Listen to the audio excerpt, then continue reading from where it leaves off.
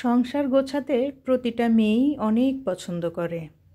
সংসারে যেমন বড় জিনিসের দরকার আছে, ঠিক তেমনি ছোট ছোট জিনিসেরও অনেক দরকার থাকে।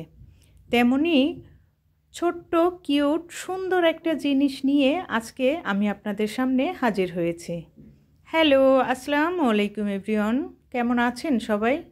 আই হোপ সবাই ভালো আছেন। আমিও আছি আলহামদুলিল্লাহ ভালো। নতুন দিনের নতুন আরও একটা ব্লগ ভিডিওতে যশোরের মেয়ে হেনা চ্যানেল থেকে আমি হেনা আপনাদেরকে ওয়েলকাম করছি। কাছে কিংবা দূরে যে যেখান থেকে বসে এই মুহূর্তে আমার ভিডিওটা ক্লিক করেছেন, আমি আশা করব আপনারা সবাই ভালো আছেন, সুস্থ আছেন। আমি গতকাল একটা ভিডিওতে দেখেছি যে পেঁয়াজ সংরক্ষণের পরে তারপরে রান্না করার তেল দিয়ে রাখলে নাকি যে পেঁয়াজের যে স্মেলটা থাকে সেটা থাকে না। তো আমি যে পেঁয়াজ ফ্রোজেন করেছিলাম সেগুলো বের করে দেখেন আবার কিন্তু নতুন একটা কন্টেনারে দিয়ে তারপরে তেল দিয়ে রেখে দিয়েছি। প্রতিনিয়ত শিখি, শেখার কোনো শেষ নেই। তো দেখেন আমি কিন্তু সকালে চা খেয়ে তারপরে কিছু কাজ করছিলাম, আর এর ভিতরেই আমার সেই খুবই প্রয়োজনীয় জিনিসটা চলে এসেছে। কত বড় একটা পার্সেল দেখেন। তো পার্সেলটা তো আসলে চেক করেই নেওয়া ভালো, যে কোনো জিনিস যেহেতু অনলাইন থেকেই পার্সেলটা আনা।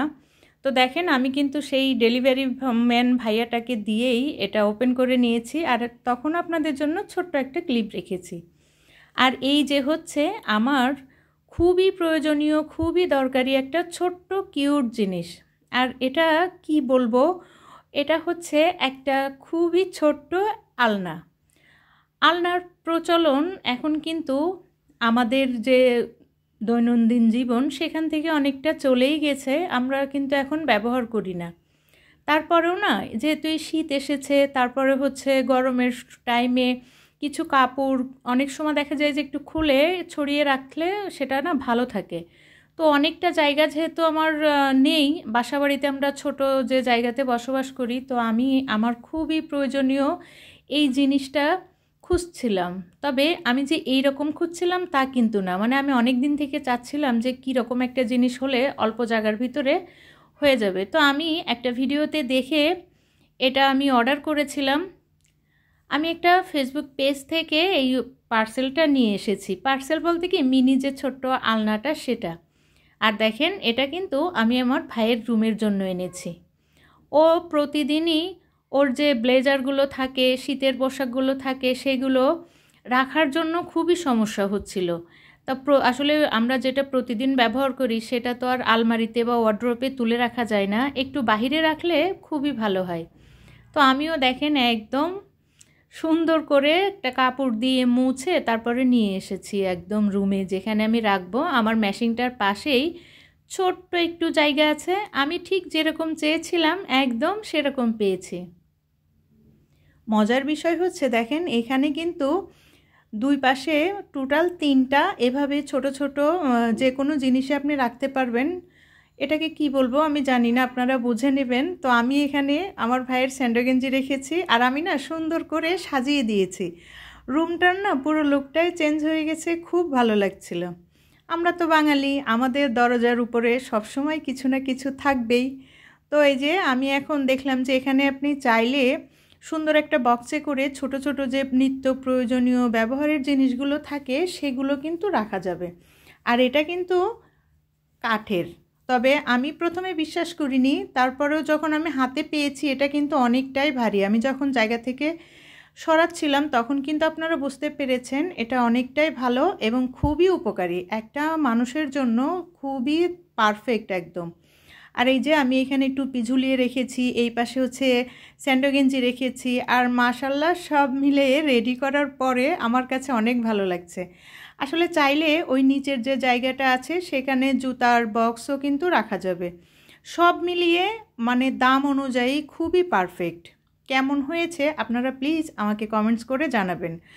আর যদি কারোর এই পেজটা বা এটার প্রাইস কত জানার ইচ্ছা থাকে, তাহলে আমাকে কমেন্টস করলে আমি কিন্তু তার উত্তরটা দিয়ে দেব। আমি যে গতকাল ফুলগুলো এনেছিলাম, দেখেন ফুলগুলোতে এই রুমটাই পুরো ঘ্রাণ হয়ে গেছে। আমি রুমটাকে একদম অফ ক্যামেরাতে সুন্দর করে গুছিয়ে তারপরে ঝাড়ু দিয়ে মুছে এখন একটু ফুল লুকটাই আপনাদের সঙ্গে শেয়ার করলাম। আসলে কি জানেন, আমার ভাই যেহেতু একা, ও সিঙ্গেল এখনও, ও একটা ব্যাংকে জব করে, তো আমি সব সময় ওর রুমটা খুবই সুন্দর পরিপাটি করে গুছিয়ে রাখি। আর যেহেতু রুমের ভিতরে ওরকম কোনো ঝামেলা নেই, সব মিলিয়ে আমি দেখলাম যে এই আলনাটা দেওয়ার পরে রুমের একদম লুকটাই চেঞ্জ হয়ে গেছে, খুবই ভালো লাগছিল। প্রতিদিন আর এখন কাপড় চোপড় এদিকে সেদিকে এলোমেলো করে রাখা লাগবে না, দেখতেও সুন্দর, জায়গাও কম, মানে একদম পারফেক্ট ম্যাচিং যেটাকে বলে না সেরকম। তো সব কিছু আমি অফ ক্যামেরাতে গুছিয়ে নিয়েছি। আর ওকে কালকেই বলছিলাম যে তোর তো মনে হয় ঈদ লেগে গেছে, কারণ ও অলরেডি কালকে অনেকগুলো শপিং করে নিয়ে এসেছে, আর সেগুলো দেখে আমি তো পুরো মাথায় হাত দিয়ে বসে আছি। তো আমি কিন্তু ওই যে আমার যে মেশিনটা, আমি যে এতটা কাজ পারি তা কিন্তু না, তবে টুকটাক আমার যতটুকু প্রয়োজন সেটা কিন্তু হয়ে যায়। আমি কাপড় বানাতে পারি না, তবে অন্যান্য যে কাজগুলো আছে সেগুলো সুন্দরই করতে পারি। আর এই তো দেখেন, ওই যে বললাম যে আমার ভাইয়ের ঈদ লেগে গেছে, ও কালকে যে শপিং করেছে তার ছোট্ট কিছু অংশ এখানে তুলে ধরেছি। কেন ধরেছি সেটাও বলবো। এই যে যে টি শার্টগুলো দেখছেন, এটা শীতের জন্য খুবই পারফেক্ট এবং অনেক সফট কাপড়গুলো। ক্যামেরাতে না কালারটা সুন্দর আসেনি, এটা হচ্ছে একদম রয়্যাল ব্লু কালার, আর হচ্ছে কাপড়ের ভিতরে না একটা সুন্দর ডিজাইন আছে, সেটা দেখা যাচ্ছে না। এই দুইটা টি শার্টের যে প্রাইস নিয়েছে সেটাও কিন্তু আমি আপনাদের সঙ্গে শেয়ার করব। আমার ওই মিনি যে আলনাটা তার থেকেও এই দুইটার দাম আরও অনেক বেশি। দেখেন, এই যে আমি দামটা দেখিয়ে দিচ্ছি, এইটার দাম আসলে থাক বলার দরকার নেই, অনেকটাই দাম। তারপরেও বলি, এটা নিয়েছে হচ্ছে 1650, আর এইটার দাম হচ্ছে 1980 টাকা। তো অনেক অনেক 80 টাকা না, সরি 90 টাকা, 2000 টাকা যাই হোক। তো কিন্তু এমনি কোয়ালিটি খুবই ভালো হয়েছিল।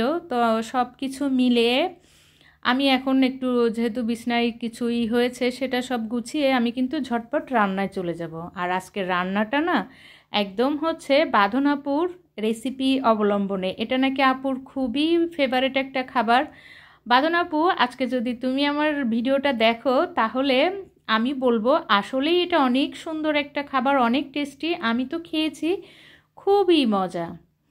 আজকের ভিডিওতে আমি যে জিনিসটা চেয়ে এখনও শেষ করতে পারি নাই সেটা হচ্ছে, যারা এখনও আমার সঙ্গে আছেন, আমার উপরে বিরক্ত হয়ে চলে যাননি, তাদেরকে বলবো প্লিজ একটা লাইক দিয়ে আমার ভিডিওটা কন্টিনিউ করেন।